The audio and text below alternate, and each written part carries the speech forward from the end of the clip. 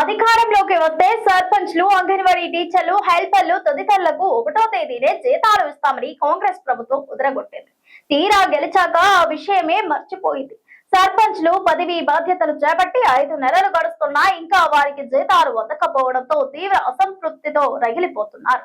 December 22వ తేదీ 2025 నాడు పదవీ బాధ్యతలు స్వీకరించిన 12,762 గ్రామ పంచాయతీల సర్పంచ్లకు ఒక్కొక్కరికి 32,500 చొప్పున 41.28 కోట్ల బకాయిలు పెండింగ్ లో ఉన్నట్లు సమాచారం. అధికారంలోకి వస్తే సర్పంచ్లు, అంగన్వాడీ టీచర్లు, హెల్పర్ల తదితరులకు 1వ తేదీనే జీతాలు ఇస్తామని కాంగ్రెస్ ప్రభుత్వం కుదరగొట్టింది.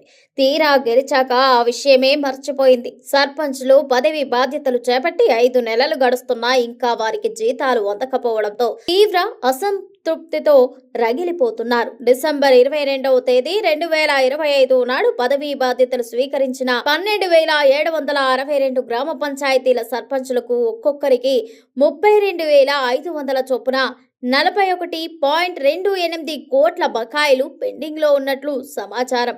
అలాగే అంగన్వాడీ టీచర్లు, హెల్పర్లు కూడా 2 నెలలుగా జీతాలు రాక ఇబ్బంది పడుతున్నారు. రాష్ట్ర వ్యాప్తంగా ఉన్న 62,000 అంగన్వాడీ టీచర్లు, హెల్పర్లకు 2 నెలలుగా జీతాలు ఇవ్వకుండా ప్రభుత్వం నిర్లక్ష్యంగా వ్యవహరిస్తోంది. 1వ తేదీనే జీతాలు అని చెప్పి మొత్తానికే జీతాలు ఇవ్వకపోవడం అన్యాయమని, తీవ్ర ఆర్థిక ఇబ్బందులు ఎదుర్కొంటున్నామని, వెంటనే తమ జీతాలు చెల్లించాలని డిమాండ్ చేస్తున్న బాధిత ఉద్యోగులు కోరుతున్నారు.